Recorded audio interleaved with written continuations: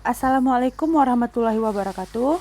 Saya Siti Anissa Arfa dari Prodi Pendidikan Guru Madrasah Ibtidaiyah dari IAIN Takengon Aceh Tengah. Di sini saya akan membahas tentang status anak zina dan membongkar, memindahkan mayit dari kuburan. Yang pertama, pengertian dan hukum zina. Pengertian zina.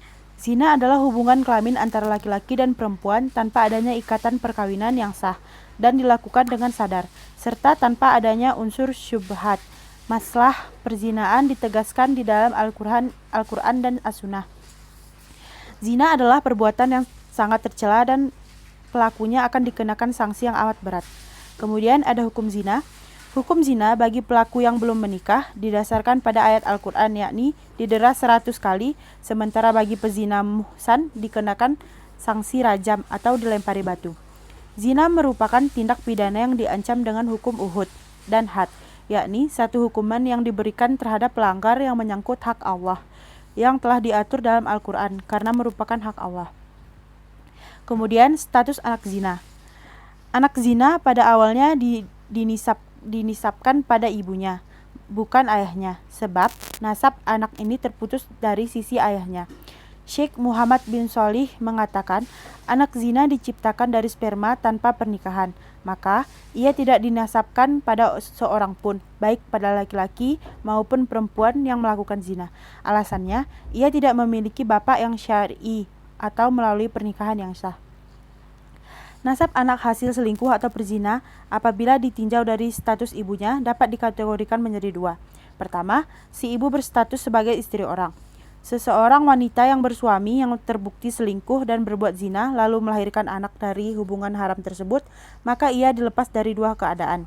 Yang kedua, sang suami tidak mengingkari anak tersebut atau mengingkari sebagai anaknya, yakni apabila seorang wanita yang bersuami melahirkan seorang anak dan sang suami tidak mengingkari anak tersebut, maka anak tersebut adalah anaknya. Walaupun anak tersebut orang mengklaim bahwa anak adalah hasil selingkuh. Rasulullah SAW bersabda yang artinya, anak yang lahir adalah milik pemilik rancangmu dan perzinahnya mendapatkan kerugiannya. Kemudian hadis Abdullah bin Amru radhiyallahu anhu yang artinya sesungguhnya Nabi SAW ingin memutuskan permasalahan setiap anak yang dinisabkan kepada seorang setelah meninggal.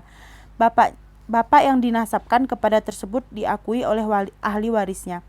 Lalu beliau memutuskan semua anak yang lahir dari budak yang berstatus miliknya pada waktu digauli. Maka si anak dinasabkan kepada yang diminta penasabannya, dan anak tersebut tidak memiliki sedikit pun dari harta warisan. Dibagikan sebelum dinasabkan padanya, dan warisan yang belum dibagikan maka ia mendapatkannya bagiannya. Tidak dinasabkan pada sang bapak apabila bapak yang dinasabkan tersebut mengingkarinya.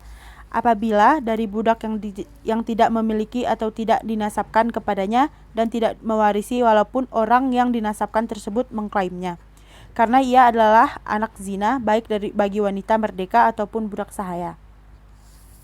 Kemudian pembahasan selanjutnya ada membongkar dan memindahkan mayit dari kuburan. Mazhab memiliki pendapat boleh memindahkan mayat sebelum dan sesudah dikuburkan dari satu tempat ke tempat yang lainnya dengan 3 syarat. Pertama, mayat tidak pecah atau rusak ketika dipindah. Yang kedua, tidak sampai menodai kehormatannya, misalnya memindahkan dengan cara yang dapat menghinakannya. Kepindahan itu karena ada sesuatu kepentingan. Jika satu syarat dari ketiganya tidak terpenuhi, maka haram hukumnya untuk memindahkannya. Kemudian, ada hukum memindahkan mayit dari kuburan. Hukum memindahkan makam, hukum asal membongkar kuburan atau memindahkan ke tempat lain adalah terlarang. Sementara sesuatu yang terlarang bisa menjadi dibolehkan jika ada alasan yang dibenarkan syariat. Misalnya, pertama, untuk kemaslahatan mayat sendiri, misalnya keluar air dari kuburan, tanah yang becek, atau di daerah tersebut banyak binatang buas yang sering membongkar kuburan atau alasan lainnya. Yang kedua, tanah yang digunakan untuk memakamkan mayat adalah tanah yang bukan haknya. Yang ketiga, memindahkan untuk kemaslahatan bersama seperti memperluas masjid atau memperluas jalan. Kemudian, hukum memasukkan mayat baru ke kuburan lama atau mengumpulkan beberapa mayat dalam satu liang kubur. Pada dasarnya, yang berlaku dalam hukum Islam adalah mengubur satu mayat dalam satu liang kubur. tidak diperbolehkan mengubur 2 atau 3 jenazah dalam satu liang kubur, kecuali dalam keadaan tertentu. Imam Rafli pernah menyampaikan yang artinya, sunnah dalam keadaan tidak mendesak atau ikhtiar untuk menguburkan tiap jenazah dalam liang kubur. Seperti itulah yang dilakukan dan diperintahkan Rasulullah SAW. Andai terdapat banyak sekali jenazah atau sebab perang atau yang lainnya seperti tsunami atau tanah longsor, dan bila mesti mengubur tiap jenazah dalam satu liang kubur secara sendiri-sendiri tidak cukup, maka 2 atau 3 jenazah bisa dikuburkan dalam satu liang kubur. Mungkin hanya ini yang dapat saya sampaikan, lebih dan kurang saya mohon maaf. Saya ucapkan wabillahi taufik wal hidayah. Wassalamualaikum warahmatullahi wabarakatuh.